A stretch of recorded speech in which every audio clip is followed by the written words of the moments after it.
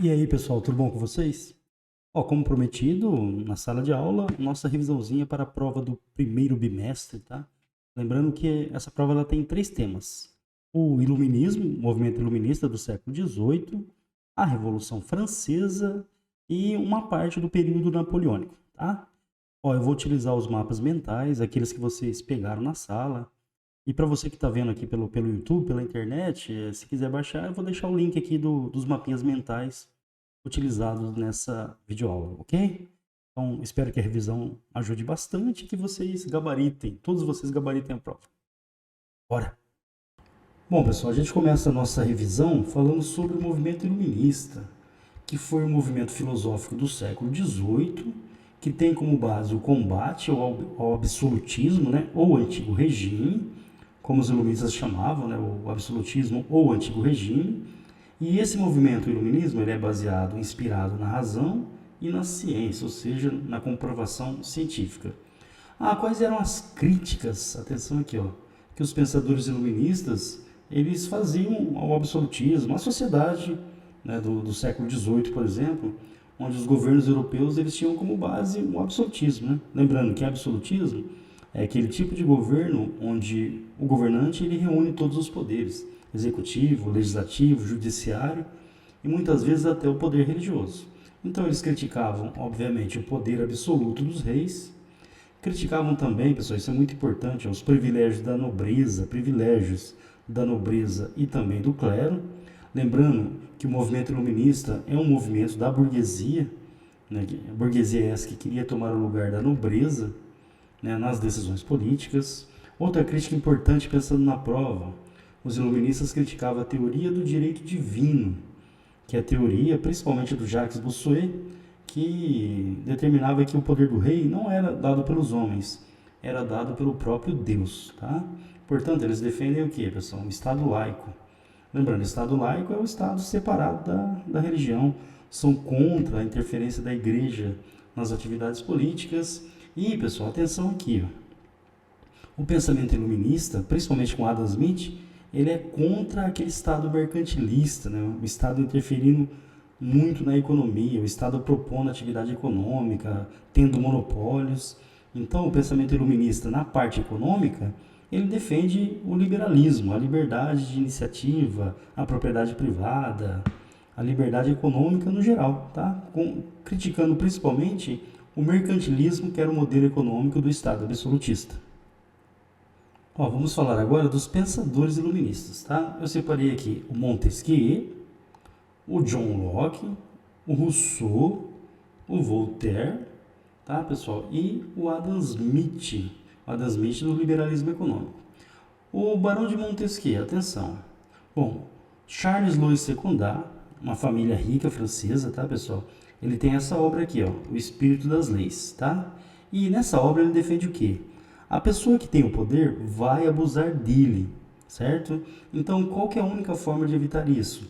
Criando um sistema tripartite, ou seja, dividindo os poderes em executivo, legislativo, aqui, e judiciário. Esses poderes eles são independentes e um não é maior que o outro, né, pessoal? Eles devem o quê? Limitar, atenção a essa palavrinha, ó, limitar o poder do governante, limitar o poder do Estado. Então, o sistema tripartite ele tem como base limitar a autoridade, por exemplo, do governante e das instituições do Estado, dividindo. Executivo, por exemplo, administra, o legislativo ele elabora leis e o judiciário julga de acordo com as leis criadas. Um ponto importante, esses poderes eles devem ser independentes, tá, pessoal? Então, obviamente que o Barão de Montesquieu, o pensamento dele acabou influenciando muito os governos atuais, né? A maioria absoluta dos países, eles adotam aqui o modelo tripartite. Agora o John Locke, tá, pessoal? Lembrando, o John Locke ele é um dos contratualistas. Então temos ele, o Rousseau e o Hobbes, né, os três contratualistas. Ele é considerado o quê? O pai do liberalismo político, ou seja, o modelo liberal político que temos hoje, ele foi pensado basicamente pelo Locke, tá? Bom, o principal pensamento dele, pessoal, o Locke ele defende o jus naturale, ou seja, você já nasce com os seus direitos naturais, e eles são inalienáveis. O que isso significa? Ninguém pode tirar de você. Que direitos são esses? A vida, a liberdade e a propriedade privada, né? Seriam os nossos direitos naturais. Lembrando, no caso da propriedade privada, é o ideal da burguesia e o direito de adquirir e manter a propriedade privada. Tá, pessoal? Então, de acordo com o pensamento do Locke, o povo ele escolhe o governante, né? Uma democracia representativa, onde você escolhe representantes para viver em sociedade. Então, ele defende uma espécie de contrato social. E qual que vai ser a função do governante segundo o pensamento do John Locke? A função do governo, do governante, é garantir os direitos naturais, ou seja, a vida, a liberdade e a propriedade. Tá? Então, segundo o pensamento do Locke, o Estado ele deve garantir os direitos naturais, protegendo a população. Tá? Ele também é contra, defende a tolerância religiosa e o empirismo, ou seja, a experiência, a prática, o conhecimento a partir da experiência, né? O uso da razão, da ciência para entender o mundo e as coisas. Outra teoria importante do Locke é a teoria da tábula rasa, ou seja, quando você nasce, é como se você fosse uma folha em branco. E durante a sua vida, devido às suas interações sociais, a influência externa, você vai moldando quem você é, seu pensamento, suas crenças, a sua forma de entender o mundo. Segundo Locke, ela surge, ela é criada a partir das suas interações sociais. O nosso próximo pensador é o Jean-Jacques Rousseau, um dos contratualistas. Aí eu quero um ponto de atenção, comparando com outro pensador, o outro contratualista, que é o Thomas Hobbes. Então, eles falam sobre o estado de natureza. Bom, o que seria o estado de natureza? Seria o homem antes da sociedade, com toda a liberdade, antes da vida em sociedade, o homem totalmente livre, segundo o pensamento do Hobbes. Atenção! Ele é mau, ele é ganancioso, ele quer tudo para ele é perverso. Ou seja, ele vive em constante estado de guerra. O ser humano ele vive em estado de guerra. Portanto, no estado de natureza, o homem é mau. Aí, de acordo com Hobbes, para controlar essa maldade original do ser humano, é necessário um estado forte, que se imponha pelo medo, tanto que a obra do Hobbes chama o Leviatã. Então, ele relaciona o estado a um monstro mitológico. E um rei absolutista com poderes totais para controlar essa maldade original do ser humano. Lembrando, segundo Hobbes, o homem é lobo do próprio homem. Se não tiver controle, ele mesmo vai destruir a própria sociedade. O Rousseau ele vai falar o contrário. O homem, no seu estado de natureza, é bom. Quando o homem ele sai do seu estado de natureza, totalmente livre, com todas as liberdades, e passa a viver em sociedade, é aí que ele se torna mal. Por quê? Porque a sociedade ela depende da propriedade privada. E com a propriedade privada, um homem precisa explorar o outro. Então, no seu estado original, segundo Rousseau, o homem é bom, caridoso, ele é parceiro, ou seja, ele é bondoso, é bom. Quando ele sai do estado de natureza para viver a sociedade o corrompe e ele se torna mal, porque a propriedade privada vai forçá-lo a explorar o outro ser humano.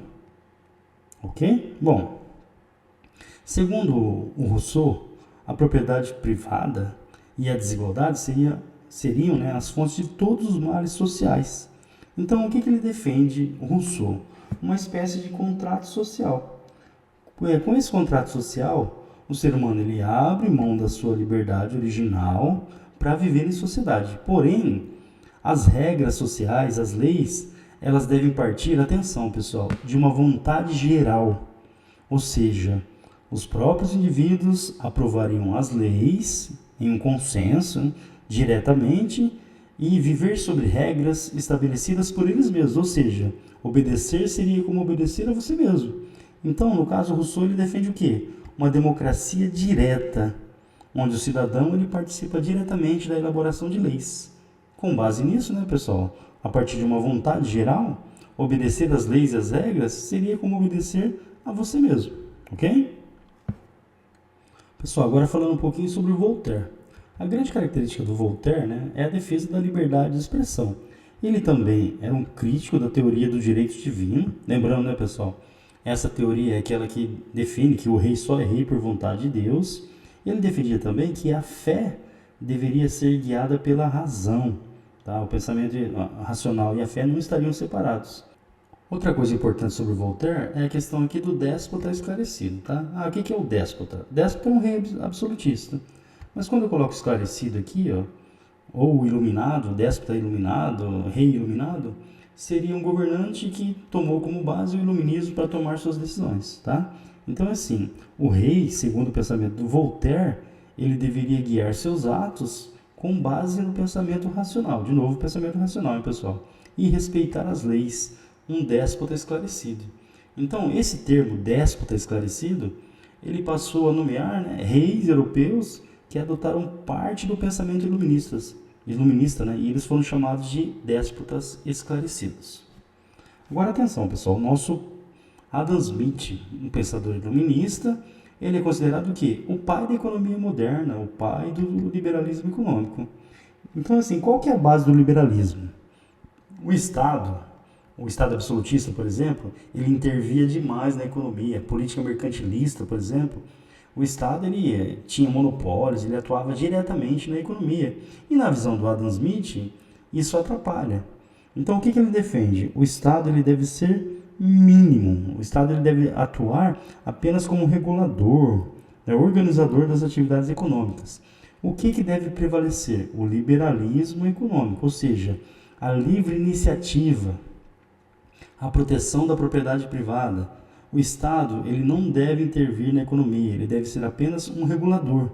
Aí um termo-chave aqui, ó, o Estado ele deve ser uma mão invisível, ou seja, ele está lá, mas como regulador apenas, não interferindo diretamente. A economia deveria funcionar de acordo, segundo Adam Smith, com leis naturais.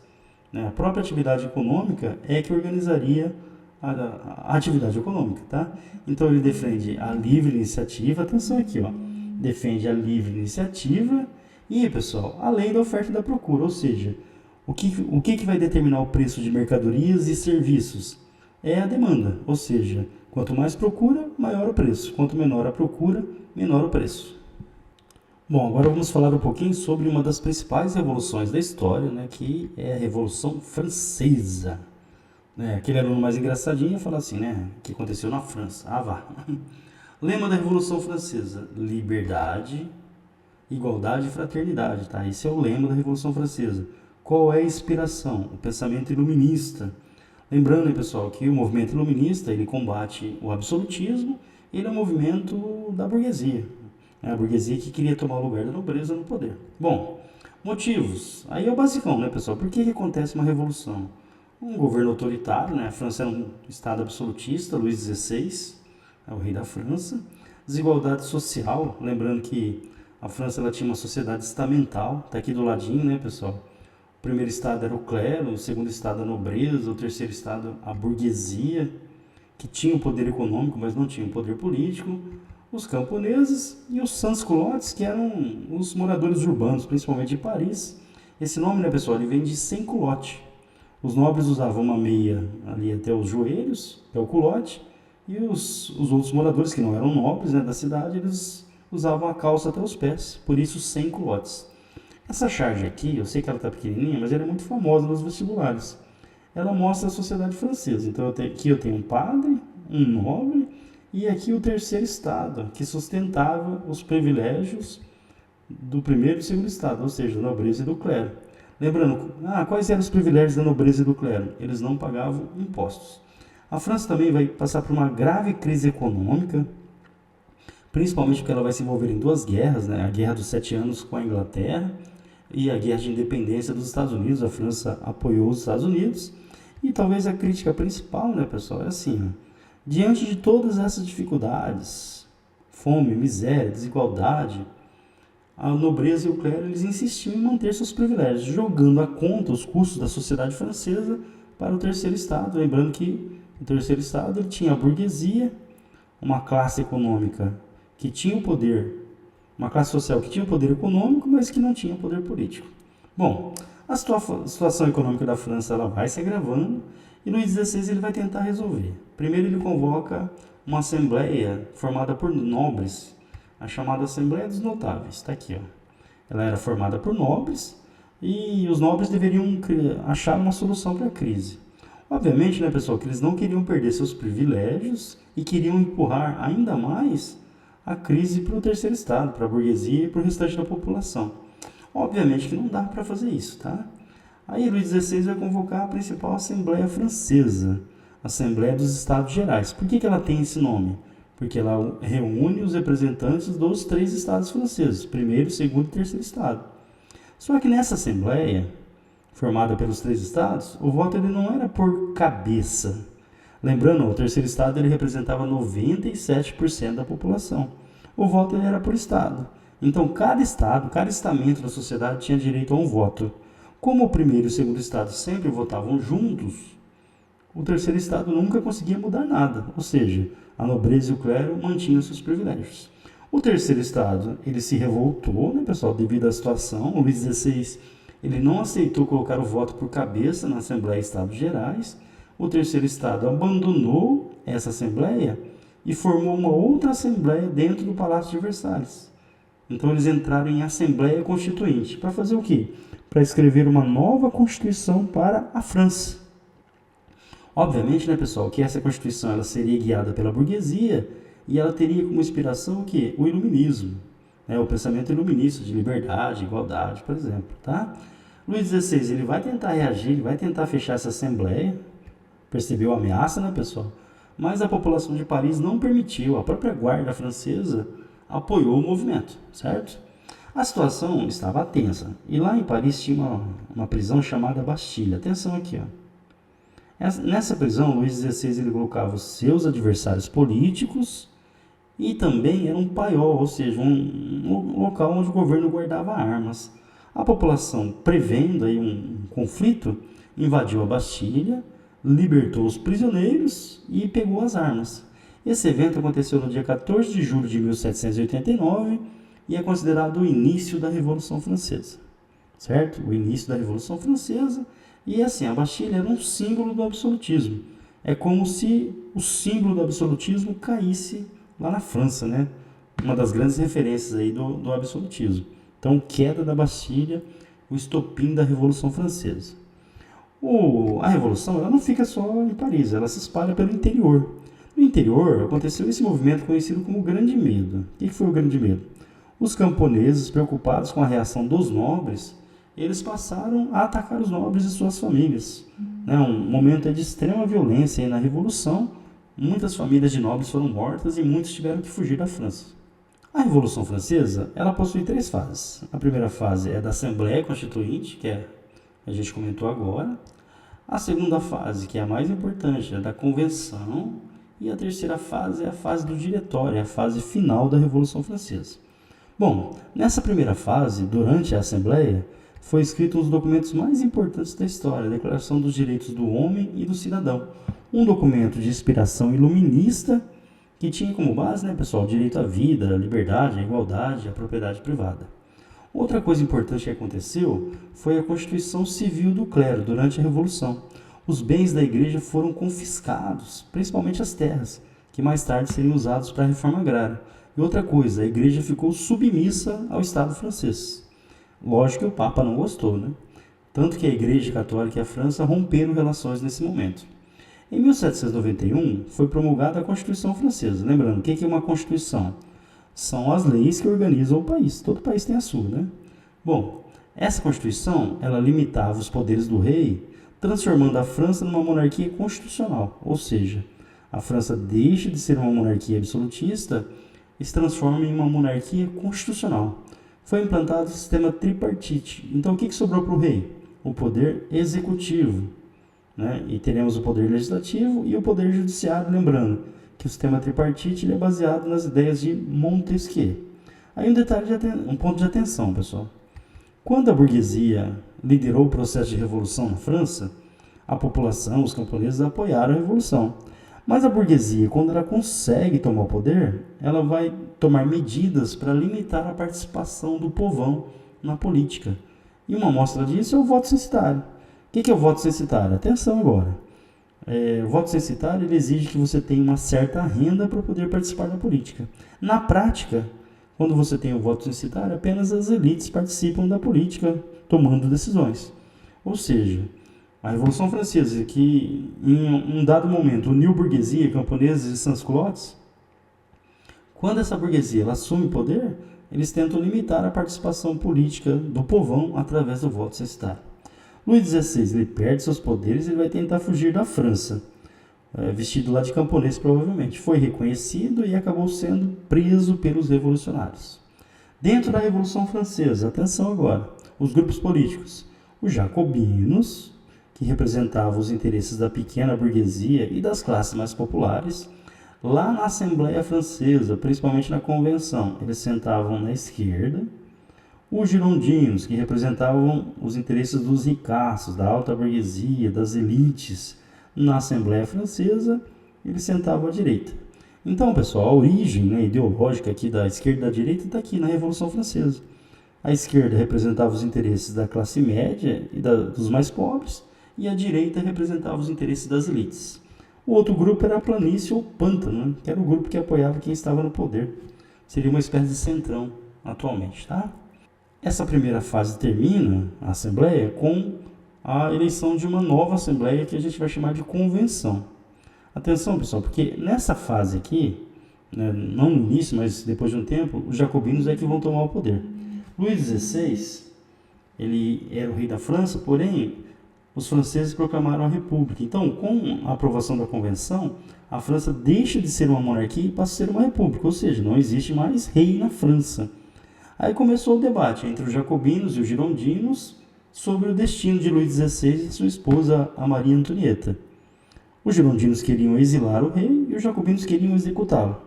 Mas descobriram cartas do rei Luís XVI sobre o exército francês, mandando cartas para fora, passando a posições do exército francês, ou seja, uma traição muito grave, e acabaram condenando Luís XVI à guilhotina. O rei foi executado, ele e sua esposa, a Maria Antonieta.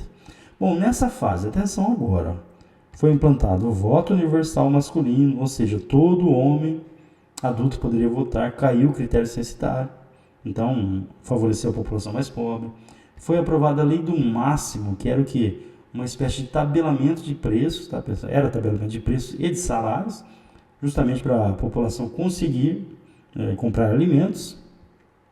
Foi feita uma reforma agrária, principalmente com terras que eram da igreja, dos antigos senhores feudais.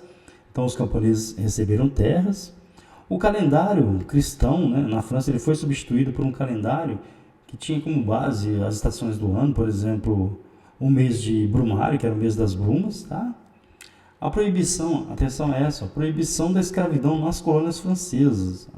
A escravidão foi abolida nas colônias francesas, tá, pessoal? No Haiti, por exemplo, mais tarde a gente vai ter uma revolta lá de escravizados no Haiti.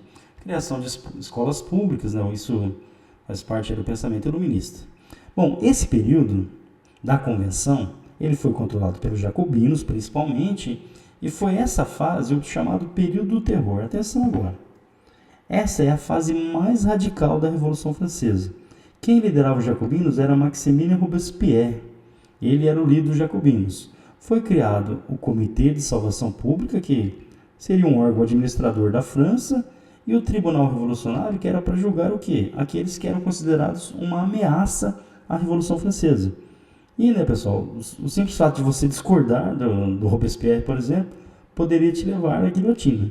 Tá? Milhares de pessoas foram guilhotinadas, 17 mil pessoas em 14 meses.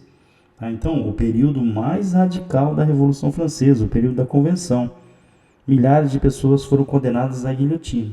Só que assim, pessoal, de tanto guilhotinar pessoas e a situação de tensão na França, de guerra, de fome, de miséria, não melhorava. O Robespierre e os jacobinos acabaram perdendo o quê? Perdendo apoio. Abrindo caminho para quem? Para os girondinos novamente. Eles vão derrubar a convenção. Os girondinos derrubam a convenção, o Robespierre ele vai ser preso, e o destino do Robespierre vai ser o mesmo, o qual ele condenou tantos outros, ele vai para a guilhotina também. A França passa a ser governada por 5 diretores, todos eles girondinos. E os girondinos agora começaram a perseguir quem? Os jacobinos e aqueles que eram contra o seu governo, por exemplo, os monarquistas. Mas muita instabilidade, os problemas não eram solucionados. Até para a burguesia, a situação não melhorava porque esse ambiente de revolução constante, de guerra, ele atrapalhava os negócios. Foi nesse cenário que um general francês chamado Napoleão Bonaparte começa a ganhar destaque. Com o apoio da burguesia, né, e do exército, Napoleão conseguiu várias vitórias para a França. Ele vai dar um golpe de Estado. Esse golpe aconteceu no dia 18 de Brumário, pelo calendário da Revolução Francesa, certo? 9 de novembro para a gente. Esse golpe deu início à chamada Era ou Período Napoleônico. Bom, pessoal, para finalizar a nossa revisãozinha, né, espero que ajude mesmo na prova, o período napoleônico, lembrando que dessa parte aqui, a menor quantidade de questões é sobre o período napoleônico, pelo menos nessa prova, tá? Bom, lembrando, ele chega ao poder através de um golpe de Estado, né, golpe de 18 de Brumário, derruba lá o diretório e assume o poder. A primeira fase é chamada de consulado por quê? Napoleão ele vai implantar um governo que é chamado consulado, onde 3 cônsules governavam a França, Napoleão Bonaparte, o Cis e o Ducos. Obviamente, né, pessoal, que Napoleão é quem tinha o poder nas mãos, ele era o primeiro cônsul.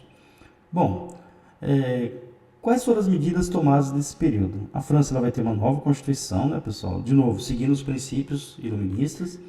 Em 1800, Napoleão funda o Banco da França. Essa medida ela vai favorecer principalmente a burguesia, né, mas previa investimentos na indústria e na agricultura também. Em 1801, Napoleão vai assinar com a Igreja Católica a chamada Concordata. Durante a Revolução Francesa, a Igreja Católica e a França elas estavam de mal, brigaram, cortaram relações. O que Napoleão fez? Ele fez um acordo com a Igreja Católica, a Igreja aceitou perder os bens confiscados, mas Napoleão reconhecia a Igreja Católica como a igreja da maioria dos franceses. Na prática, o Estado francês começou a sustentar a Igreja Católica dentro da França. Napoleão também aprovou o Código Civil Napoleônico, né, pessoal, que tinha como base o pensamento iluminista. Lembrando que quando Napoleão ele assumiu o poder na França, ele prometeu levar os ideais da Revolução Francesa para toda a Europa. E quase que ele consegue conquistar toda a Europa mesmo, né? A segunda fase é chamada de Império Napoleônico. Aqui tem um fato curioso, né, pessoal? Em 1804, Napoleão Bonaparte ele vai realizar um plebiscito na França. O que é um plebiscito? Quando a população vota para decidir alguma coisa. Qual que era a pergunta? Se a população queria que Napoleão se tornasse cônsul vitalício, ou seja, que ele governasse a França até sua morte. Na prática, ele seria imperador francês. A maioria da população votou a favor disso, e no dia 2 de 12 de 1804, Napoleão foi coroado como imperador da França, Napoleão I. Na cerimônia de posse, né, pessoal, de posse, não, de coroação, Napoleão ele tomou a coroa da mão do bispo ou do papa, não sei quem estava, e ele mesmo se autocoroou, né, e depois coroou a esposa. Um recadinho que ele mandou, né, que nenhum poder estava acima do dele.